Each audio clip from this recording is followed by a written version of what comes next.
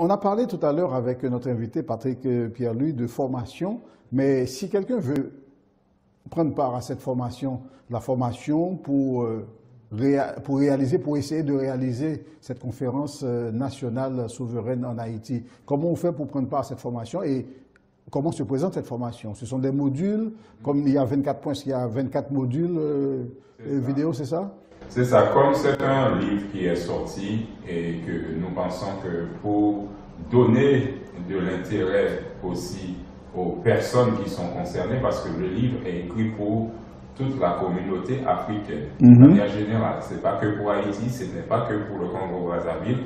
L'auteur a voulu faire un livre universel qui puisse aussi aider à l'ensemble des peuples où il y a de la malgouvernance, comme en Haïti, comme au Congo-Brazzaville, que les populations qui se sentent intéressées, qui cherchent des idées, qui veulent comprendre comment ils peuvent se mettre ensemble pour résoudre les problèmes. Donc le livre est fait dans ce cadre-là pour que nous puissions utiliser les idées pour effectivement impacter les choses dans nos nations. Moi, comme je suis informaticien et que j'ai cette facilité de mettre en place des choses au niveau informatique, j'ai décidé de monter la formation, de mettre en place cette formation. Et toutes les personnes qui sont de bonne volonté, qui sont dans la communauté haïtienne, qui sont dans d'autres communautés, par exemple, j'ai un Béninois aussi qui fait la formation actuellement avec nous sur le plateau, ils peuvent me contacter directement. Alors, je vais donner aussi mon numéro de téléphone. Bien sûr, bien sûr.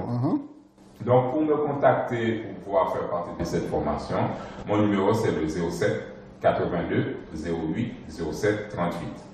07 82 08 07 38. Vous pouvez m'envoyer juste un petit message WhatsApp et puis moi, je répondrai derrière. Très bien. Donc, je rappelle que cette émission Transparence est supportée par l'émission radiophonique Boulevard du Compas, par le restaurant Ozanana qui se trouve au Bourget et par la revue culturelle Boyo Magazine, la voix de la culture haïtienne, et également par l'artiste Wilson Amos qui a un titre qui est disponible déjà, qui s'intitule Baby Dis-moi, un titre qui sera vidéoclippé très très bientôt, que vous aurez l'occasion évidemment de visionner avec nous dans Transparence et également sur l'ensemble de H-Live. Nous passons maintenant au Transquiz. Est-ce que tu sais ce que c'est que le Transquiz? Le Transquiz, il me semble que tu me poses des questions pièges et je dois répondre. Les questions ne sont pas pièges, il n'y a que 3 questions. En fait, s'il y a 2 invités, il y a 4 questions, 2-2. Et comme on a décidé de mettre 3 questions, si toutefois c'est un invité et tu es seul, donc forcément tu as 3 questions. Les questions sont simples. Tu as parlé de conférence nationale souveraine, j'ai pris le mot souverain, souveraineté, et j'ai envie que tu nous définisses ça. C'est quoi pour toi la souveraineté? Alors, la souveraineté... Et surtout, est-ce que la Constitution haïtienne en parle? Oui, la souveraineté, il y a 2 articles qui parlent dans la Constitution haïtienne, c'est l'article 58 et 59. Tout à fait. Et donc, moi, je comprends la souveraineté, c'est dès le moment où Haïti a choisi de prendre son indépendance, Haïti est devenu un pays souverain.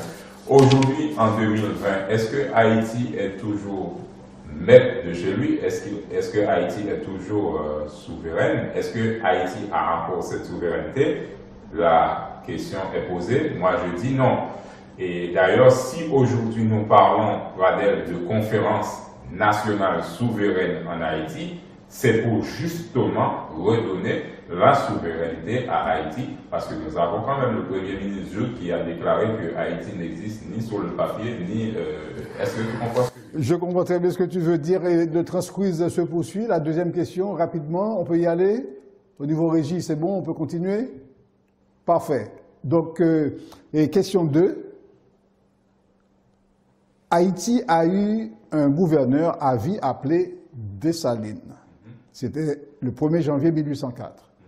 Haïti a eu un roi appelé Henri Ier.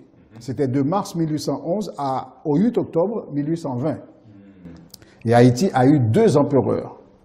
Quels étaient les noms de ces empereurs? Jacques Ier? Oui, on a eu Jacques Ier du 22 septembre 1804 au 17 octobre 1806. Et le deuxième? Il me semble Faustin. Faustin Ier, tout à fait, il n'y en a pas eu deux. Hein. Faustin Ier, du 25 août 1849 au 15 janvier 1859. Voilà, je pense que tu as fait le tour. La troisième question, tu es prêt?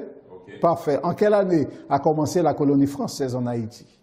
Ah, je pense que la date exacte, mais je pense autour de 1620, 1630. 1625 exactement. Okay. Et pourtant, et ça aurait pu ne pas commencer parce qu'il y a eu beaucoup d'attaques de la part des Espagnols qui ont incendié okay. et quasiment tous les édifices que les Français essayaient de construire. Mais malgré tout, les Français ont tenu le coup. Donc la colonie a bien commencé en 1625 en Haïti. Voilà. Dernier point dans cette émission, pour terminer, puisque le temps nous fait défaut. Dans cette émission, on essaie d'édifier les gens. Dans notre quête de former les gens, d'informer les gens correctement, on essaie de demander un conseil de lecture à tous nos invités. Est-ce que tu aurais quelque chose à proposer, à conseiller à nos téléspectateurs comme lecture? D'accord. En fait, oui, j'ai un livre que j'ai ramené d'ailleurs, qui est assez épais. Et c'est un livre que j'ai déjà offert au président Jovenel Moïse quand il est venu ici en France. Le livre s'intitule « Pourquoi l'Africain croupit-il misérable sous ses richesses ?» Il est écrit par un certain monsieur Gaston Marongou et c'est aux éditions Edilib. Je conseille les auditeurs et les auditrices qui veulent avoir les idées, qui peuvent aussi chercher à nous comprendre, nous, pourquoi nous avons été dans des églises évangéliques, nous étions chrétiens, entre guillemets, et puis tout d'un coup, on se lance dans la politique. Si les gens veulent comprendre notre démarche, et je leur conseille de lire ce livre qui s'appelle « Pourquoi l'Africain croupit-il misérable sur ses richesses ». Voilà, et on peut enlever le mot africain, mettre haïtien à la place, parce que c'est exactement la même chose. Exactement, parce que Haïti, c'est un prolongement de l'Afrique. Tout à fait. Par l'histoire de l'esclavage. Merci à toi, merci beaucoup d'être venu nous voir, Patrick. Merci d'avoir répondu à notre invitation. C'est moi qui te remercie, Fadel, et je salue tous les téléspectatrices de la chaîne H-Flash, la chaîne que nous aimons dans cette communauté haïtienne. Très bien. En bon haïtien que tu es, tu dois avoir au moins une ou deux personnes à saluer, je sais. Tous les Haïtiens, quand ils participent à une émission radiophonique ou télévisuelle, automatiquement, ils ont toujours un petit message à envoyer, toujours un petit dédicace qu'ils vous faites. Ouais. Donc, pas dim ou pas haïtien dans ce sens-là. Oui. Je salue bien sûr ma femme, Gina Albert, bientôt Pierre-Louis, et bien sûr les enfants. Et je salue aussi les acteurs associatifs et actrices associatives avec lesquels je travaille. Par exemple, Marie-Joseph Henry, et Madame Bélisaire, et tant d'autres encore qui dans la communauté, à toutes messieurs aussi, et nous saluons aussi leur fils Réjoui, nos amis, peut-être nous jouons à grand temps, mais nous patron, nous saluons aussi Jean Smith, nous saluons Edwin d'Haïti, tous messieurs Salot que nous connaissons et que c'est des acteurs qui sont très intéressants par rapport à la façon que nous avons fait la communauté ça avancer. Merci un peu, merci beaucoup et je continue dans le remerciement pour me remercier maquilleuse maison nous, Nathalie, la première c'est technicien nous, qui monsieur Fortuné, Jordani, nous gagnons et en pile sponsor nous connaissons, nous citons déjà plusieurs fois et aux Ananas Restaurant et nous gagnons et Wilson Amos l'artiste, nous gagnons et Caravane Lumière, nous gagnons et l'émission Boulevard du Compas et également le magazine Boyo bien sûr, vous avez le logo et voilà la couverture du tout dernier Boyo. Voilà. On arrête tout, on arrête l'émission, c'est terminé, on termine avec un titre, un petit titre de compas, le groupe Gabel qui nous propose Lire même. C'est avec ce morceau qu'on va arrêter, on se retrouve la semaine prochaine pour une autre émission avec encore une fois un invité trié sur le volet. Merci, c'était Pradel Saint-Fleur avec vous pour Transparence, rendez-vous la semaine prochaine. Allez, au revoir.